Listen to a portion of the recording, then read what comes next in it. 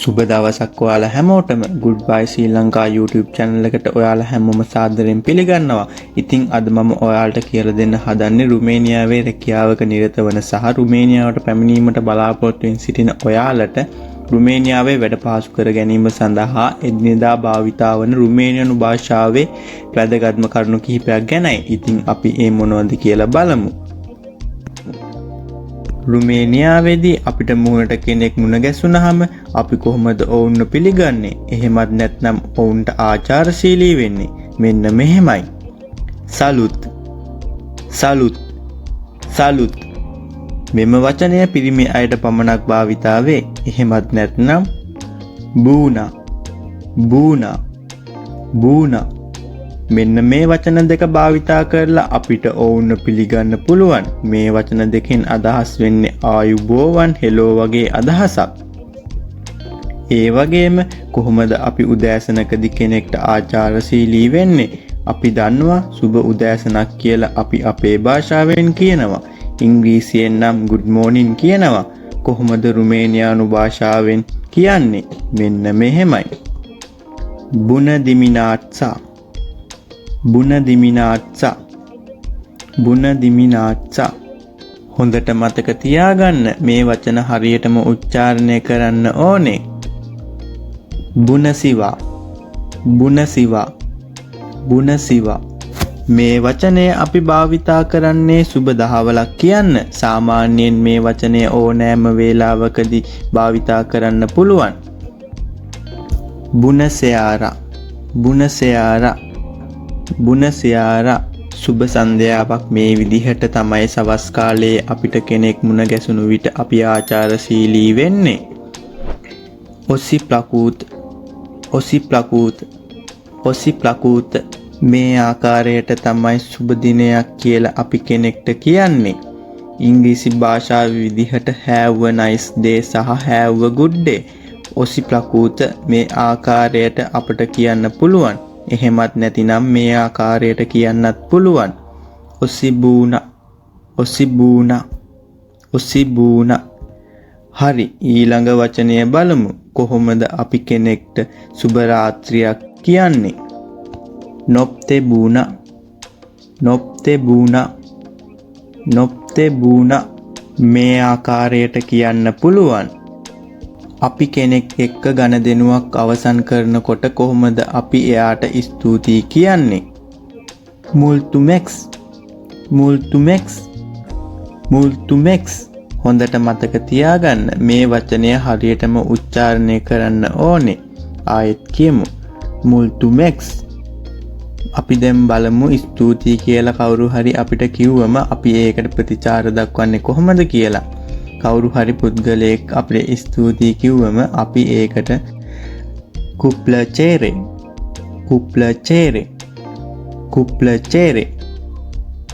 ඒකෙන් අදහස් වෙන්නේ අපි එය පිළිගන්නවා, වෙල්කම් වගේ අදහසක්. රුමේනියාවේදී තවත් බහුල ලෙස භාවිතා වෙන වචන කිහිපයක් දැන් අපි ඉගෙන ගනිමු. තේරොක් තේරොක් තේරොක්.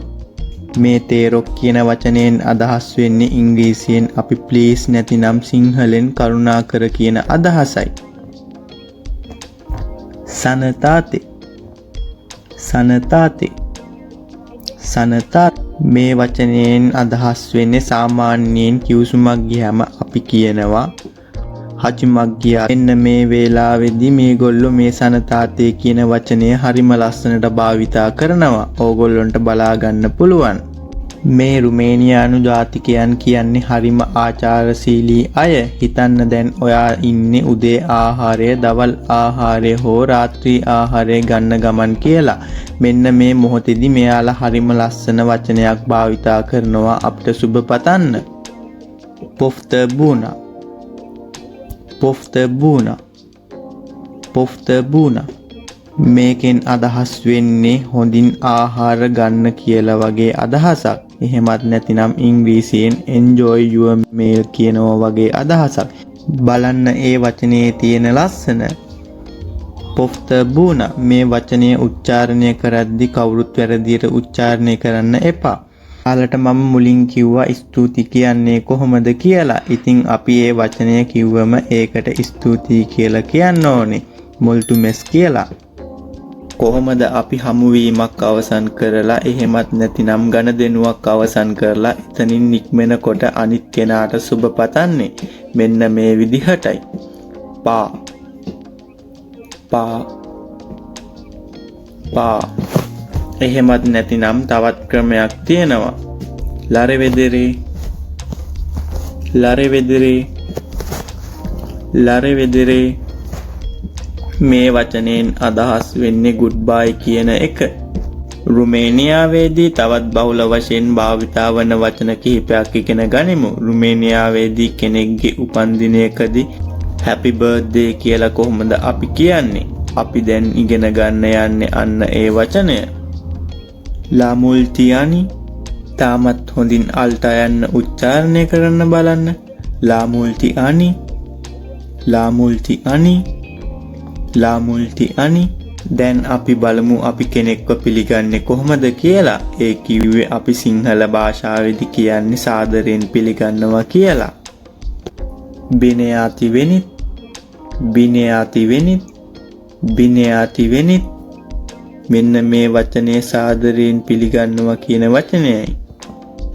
දැන් අපි බලමු සතියාන්තයකදී අපි කෙනෙකු හමු වූ විට එම පුද්ගලයාට සුබ පතන්නේ කොහොමද කියලා. weekend plakut weekend plakut weekend plakut. සුබ සතියාන්තයක් වේවා. අපිට මේ ආකාරයට සතියාන්තයකදී කෙනෙක්ට ආචාරශීලීව කියන්න පුළුවන්. මීළඟ වචනයෙන් අපි යම් පුද්ගලයෙකුට සමුදෙන අවස්ථාවකදී අපි සිංහලෙන් කියනව නැවත හමුවෙමු ලෙස. අපි බලමු රුමේනියානු භාෂාවෙන් කොහොමද කියන්නේ කියලා. නෙමයි වෙදෙම් නෙමයි වෙදෙම් නෙමයි වෙදෙම්.